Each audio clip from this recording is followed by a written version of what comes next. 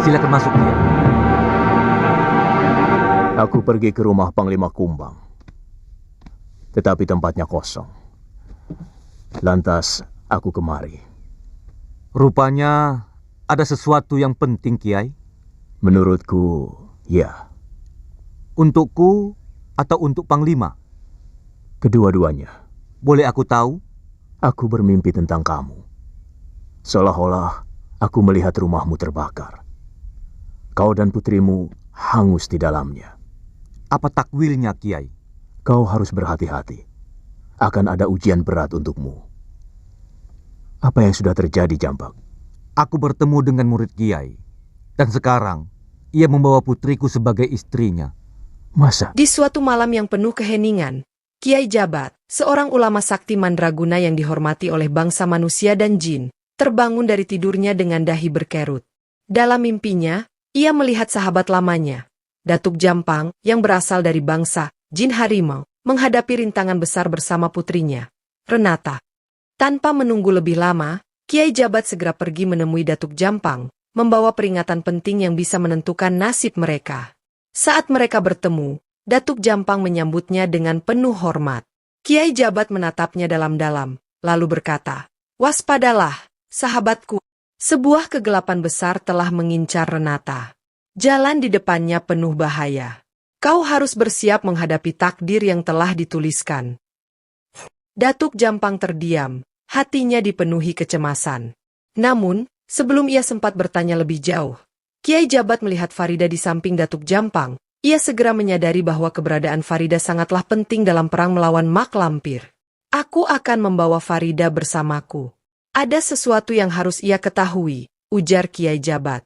Datuk Jampang mengangguk, mengizinkan Farida pergi bersama sang ulama sakti. Namun, tak lama setelah mereka berangkat, Panglima Kumbang, tetua dari bangsa jin harimau, tiba dengan wajah yang dipenuhi kekhawatiran.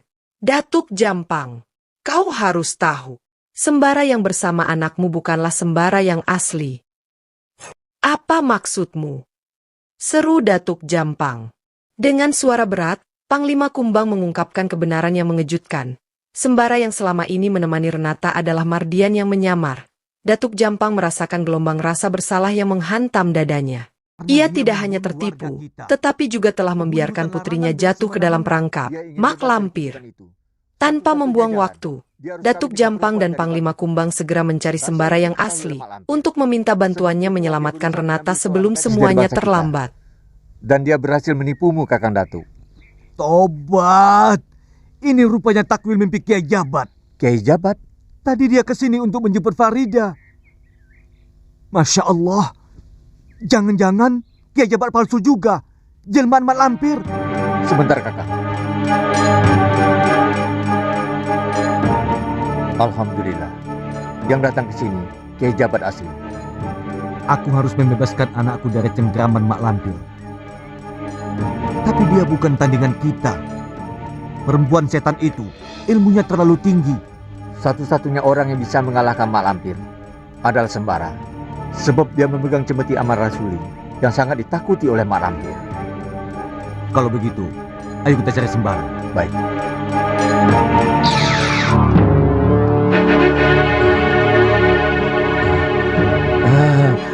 Ini yang namanya kejutan, Sembara. Kejutan apa? Farida ada di rumah guru?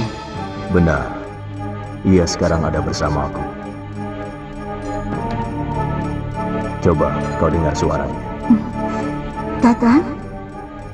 Kakang Sembara? Farida, kau baik-baik saja? Iya, Kakang. Cepatlah kemari. Saya berada di rumah guru Kakang, Kiai Jabat. Kakang akan datang nanti setelah urusan Kakang selesai. Ada seseorang yang harus Kakang tolong. Assalamualaikum. Waalaikumsalam. Bagaimana, Pangeran? Jalanlah dahulu, nanti saya menyusul. Baik, Pangeran. Bagaimana kerja kalian? Berhasil membuahi rahim Renata? Sudah, Guru. Kamu? Sekalipun tidak pernah gagal, Guru. Renata sekarang sedang hamil, Guru. Betul? Cobalah Guru perhatikan. Anak Renata akan menjadi anakku. Dialah yang akan mendampingiku, menguasai jagat ini. Semua rencana berjalan dengan sempurna. Anak yang akan lahir dari rahim Renata adalah calon penguasa dunia. Para siluman dari berbagai penjuru yang sebelumnya ditugaskan untuk membiarkan benih kegelapan, kini berkumpul, memastikan bahwa Renata telah mengandung anak siluman yang diimpikan Mak Lampir. Dan benar saja, saat Mak Lampir kembali ke kediamannya untuk memeriksa keadaan Renata, tanda-tanda kehamilan mulai terlihat. Renata yang lemah mulai merasa mual, dan sesekali getaran misterius terasa di perutnya. Mak Lampir tersenyum puas. Namun, proses ini belum selesai. Kita harus memastikan bayi ini lahir dengan kekuatan sempurna. Renata, kau harus menjalani ritual terakhir. Dengan tubuh lemah, Renata dipaksa untuk bersemedi di bawah air terjun yang deras. Energi alam yang mengalir di sana akan mempercepat pertumbuhan janin siluman dalam rahimnya. Renata ingin menolak, tetapi kekuatan Mak Lampir menguasai pikirannya. Kakang Sembara, Ada apa sayang? keluarlah. Kenapa Kakang selalu di tempat gelap? Bukankah sudah kakang katakan, kakang sedang menatar ajian Ireng Peteng untuk mengalahkan musuh-musuh kakang. Kakang belum diperbolehkan menikmati terang. Ada kabar gembira untuk Kakang. Kabar apa? Rabalah perutku, Kakang. Kakang akan menjadi bapak dari anak kita. Betulkah aku akan menjadi seorang ayah? Keberuntungan yang luar biasa. Aku rasakan getarannya, Rinata. Getaran anakku, anak kita. Sarpakanaka. Kakang memakai cincin Sarpakanaka. Iya, Bukankah itu tanda perguruan aliran hitam? kakang aliran putih. Cincin ini pemberian teman sebagai tanda mata. Jangan khawatir, kami berdua yang akan menjaganya, Pangeran. Baik, Panglima. Hei, Sembara, mau kemana? Aku nangis nih. Aduh.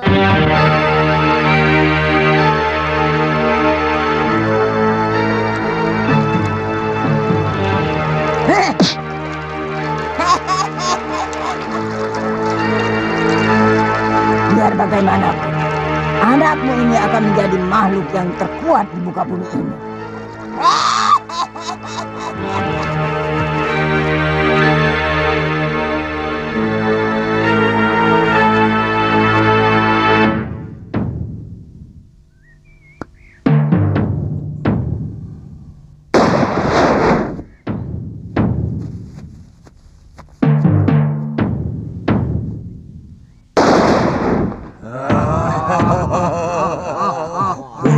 Atau mati di sini. Aku tahu siapa Kedatangan kalian. Sembara. Menyingkir. Pertarungan maut di air terjun. Di saat yang sama, Sembara yang asli telah mengetahui rencana Mak Lampir. Dengan kecepatan luar biasa, ia menerjang menuju tempat ritual di mana Renata disekap. Mak Lampir, aku tidak akan membiarkan rencana gilamu berhasil. Serunya lantang. Mak Lampir yang tengah memimpin ritual langsung menoleh. Matanya menyala penuh kebencian. Sembara, kau datang di saat yang tepat. Aku akan menghabisimu sekarang. Pertarungan pun pecah. Sembara mengeluarkan ilmu kanuragan tertingginya, sedangkan Mak Lampir mengerahkan sihir hitam yang dahsyat. Air terjun yang deras berubah menjadi arena pertempuran antara cahaya dan kegelapan. Setiap serangan yang dilepaskan menciptakan ledakan energi yang mengguncang tanah. Namun, kali ini Mak Lampir tidak bisa mengimbangi kekuatan Sembara. Setelah beberapa pukulan keras menghantam tubuhnya, Mak Lampir menyadari bahwa ia tidak sanggup menghadapi pendekar Sembara kali ini. Dengan teriakan marah, ia melemparkan asap hitam dan melarikan diri ke dalam kegelapan hutan.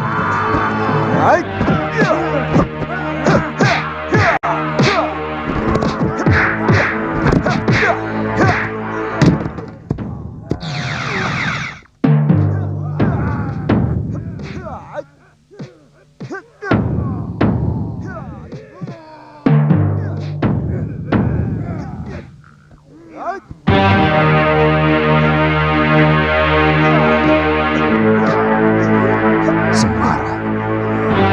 Celaka. Aku bisa dibunuhnya jika dia berhasil menangkapku.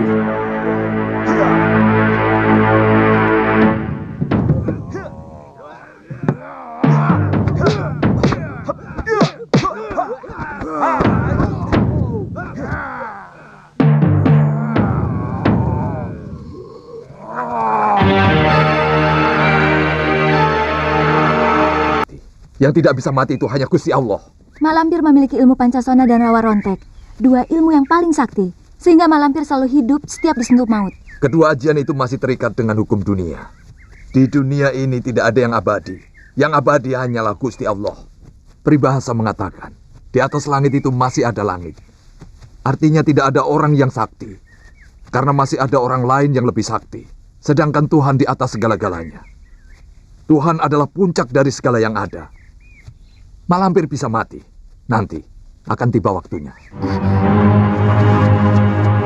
Kek! Lihat di sana, Kek!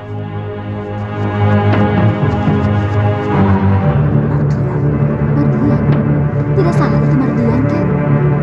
Tidak, dia adalah Mardian. Sementara itu, di tengah hutan belantara yang basah oleh hujan, Rindi Antika dan Datuk Larang Tapa tengah berjalan menyusuri jalan setapak. Namun, dari kejauhan, mereka melihat sosok yang tak asing, Mardian. Namun, kali ini berbeda, Mardian sedang berlari ketakutan. Raut wajahnya menunjukkan ketakutan yang luar biasa, seolah ia tengah dikejar oleh kematian itu sendiri. Tanpa membuang waktu, Rindi Antika dan Datuk Larang Tapa mencegat langkahnya. Mau lari kemana, Mardian? Kau tidak akan bisa lolos kali ini. Seru Rindi dengan tatapan tajam. Mardian menggeram dan berusaha melawan, tetapi kekuatannya telah melemah. Tanpa Mak Lampir, tanpa sekutu, ia bukanlah tandingan dua pendekar sakti ini. Pertarungan terjadi dengan sengit. Namun, dalam waktu singkat, Mardian mulai terpojok. Dengan pukulan tenaga dalam yang luar biasa, Datuk Larang Tapa menghantam tubuh Mardian hingga terkapar. Rindi Antika tak membuang waktu, dengan satu jurus mematikan. Ia menghabisi manusia harimau itu. Mardian pun tewas, mengakhiri kejahatannya untuk selamanya. Gadis-gadis yang mencinta pemuda itu, benar bukan? Jawab, kau senang kan?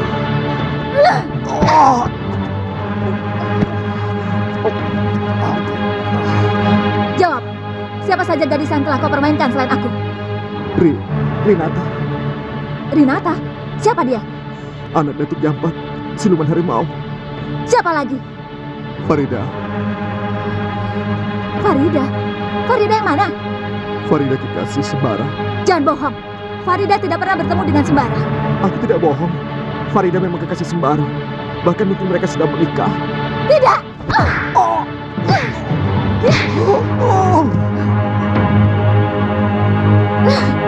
Tidak! Farida bukan kekasih Sembara. Tidak! Jika bersahabat, kenapa Sembara pernah bertempur dengan Mak Lampir? Itu yang aku herankan. Tapi sebenarnya Sembara tidak pernah bersahabat dengan Mak Lampir. Mereka sangat bermusuhan. Jadi? Yang kau hadapi setiap hari itu adalah Mardian, bukan Sembara. Tidak, Ayah. Aku dan Ayah pernah bertemu Kakang Sembara di hutan. Dan sekarang, aku hidup bersama Kakang Sembara, orang yang pernah Ayah nikahkan denganku. Ayah dan kau telah ditipu oleh kesaktian Mak Lampir, Nak.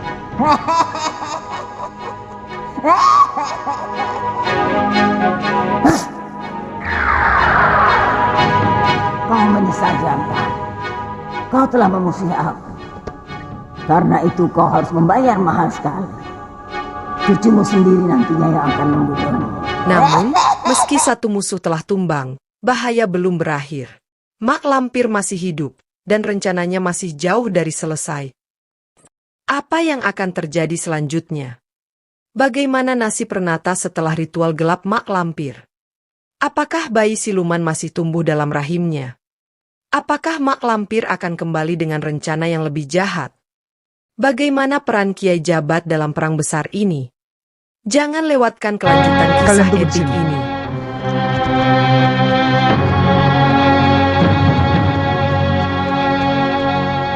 Mawar merah tanpa duri. Pukulan bende 1. Sabda Prabu. Eka Yuda Dharma, Rawe Rantas, Malang Putung. Duta Karya. Bende Mataram.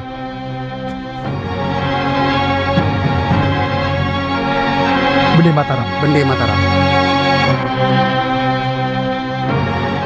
Kita harus bermalam di desa ini. Ayo kita ke rumahku. Mereka itu kan? Iya benar. Kita bereskan sekarang. Jangan gegabah. Bisa-bisa nyawa kita sendiri yang melayang. Bagaimana bisa merampas barangnya kalau tidak dibereskan orangnya?